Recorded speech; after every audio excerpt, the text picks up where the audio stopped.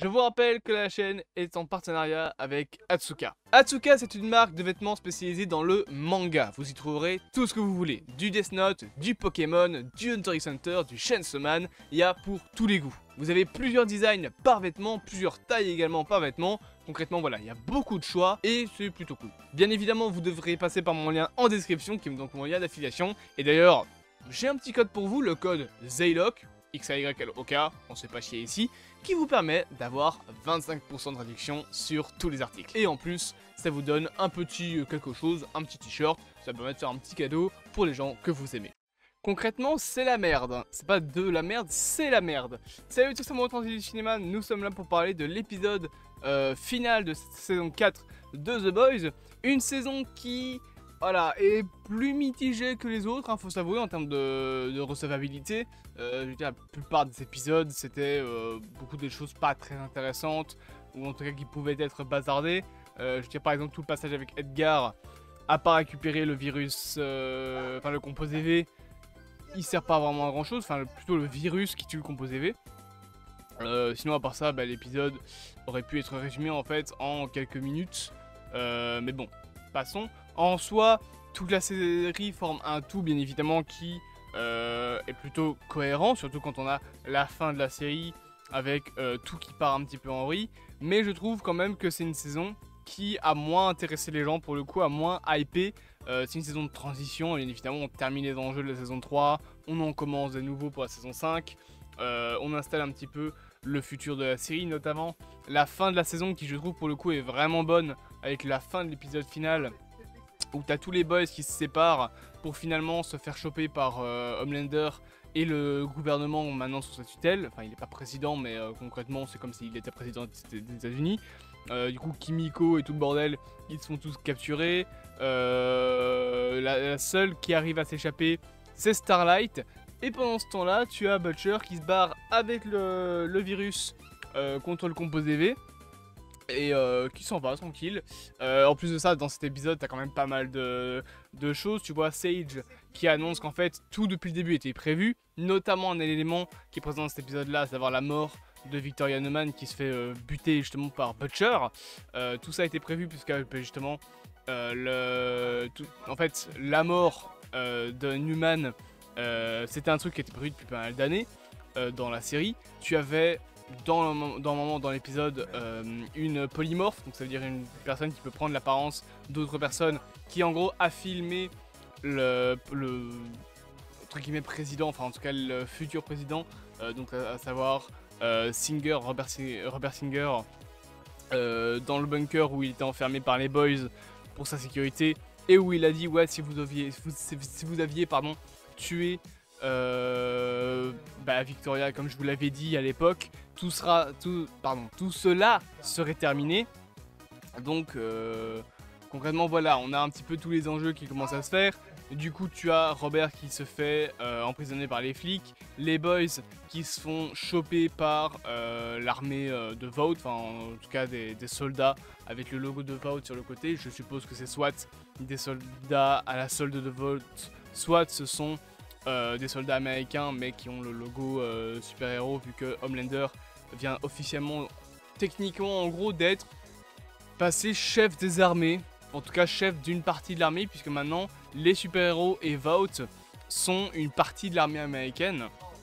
Et d'ailleurs, on nous a teasé dans cet épisode-là, à un moment donné, un plan du futur, en tout cas de l'épisode, qui fait beaucoup penser à la fin en fait des comics de The Boys, dans le sens où dans l'épisode ils disent ouais on va foutre des super-héros partout autour de la Maison Blanche, autour du Pentagone pour protéger Victoria Neuman, qui devait devenir présidente à la place de Singer dans le plan de base d'Homelander.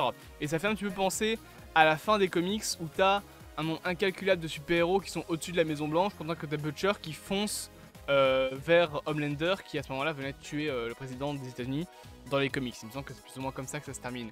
Et après t'as Black Noir, etc. Enfin voilà, t'as plein d'autres trucs dans les comics, mais voilà, c'est une petite pique, enfin pas une petite pique, mais une petite référence à cette fameuse image où t'as plein de super-héros dans les airs, dans les comics.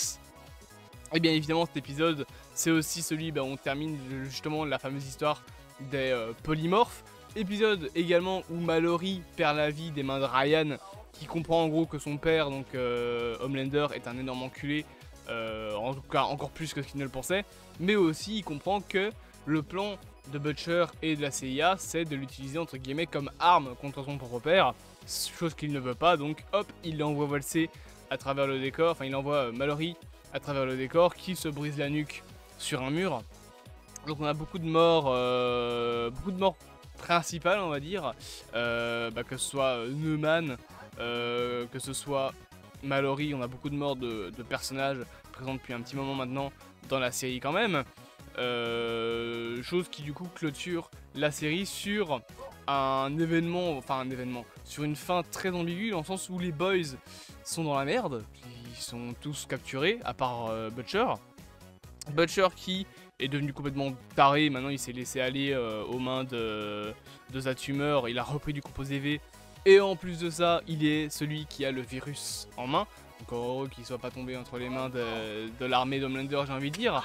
Mais il est tombé, il est quand même entre les mains de Butcher qui est complètement en train de devenir cinglé. Donc je sais pas c'est quoi le meilleur pour le coup, mais dans les deux cas c'est peut-être pas la meilleure des choses à voir.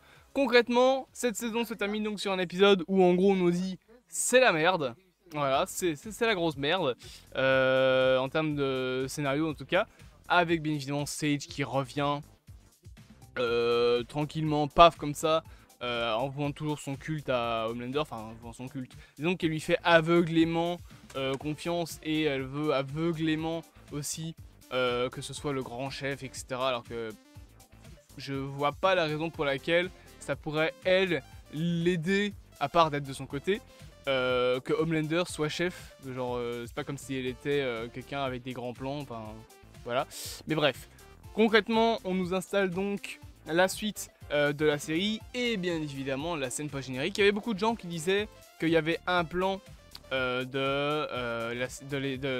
teaser de cet épisode où tu voyais Mallory vouloir appuyer sur un gros bouton rouge, et beaucoup de gens disaient ouais c'est sûr il y a une cellule avec un mec enfermé dedans, etc. Je vais pas dire le nom du mec. Bah sachez que la scène post-générique y répond, et il y aura probablement une vidéo demain pour parler de cette fameuse scène post-générique. Donc au final, qu'est-ce que je pense de cette saison 4 ?